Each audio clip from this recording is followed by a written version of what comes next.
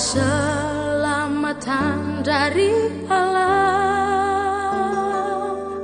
yang duduk di atas tahta. Lukas 2 ayat 52. Waktu Yesus jadi manusia, dia berumur 12 tahun. Dia sudah sangat pintar di bait Allah.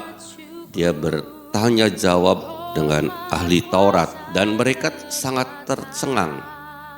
Yesus waktu jadi manusia, dia sangat pintar. Walaupun dia sudah pintar, tapi dia katakan bertambah hikmatnya dan besarnya dan makin dikasih oleh Allah dan manusia. Kalau kita punya talenta, kelebihan atau harta atau apapun juga, ingat bahwa apakah kita ini makin bertambah hikmatnya. Hikmat itu bukan hanya pintar, hikmat bukan hanya pengalaman saja, tapi hikmat itu cerita tentang Yesus, tentang firman-Nya.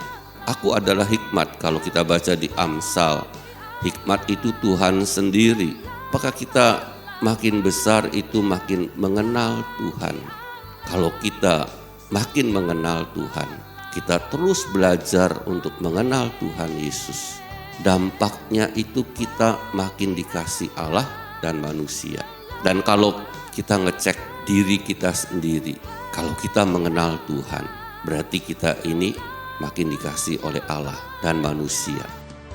Hidup kita sehari-hari, perjalanan hidup kita bisa melihat dan merasakan akan pertolongan Tuhan. Itu kita berarti kita ini dikasih Allah. Ditolong di keluarga kita, di pekerjaan kita, di pelayanan kita, di pendidikan kita, apa saja. Itu berarti Allah mengasihi kita. Tapi apakah orang-orang sekitar kita itu suka dengan kita? Firman Tuhan ini ditulis kan pada saat Tuhan Yesus pelayanan, mengadakan tanda-tanda ajaib.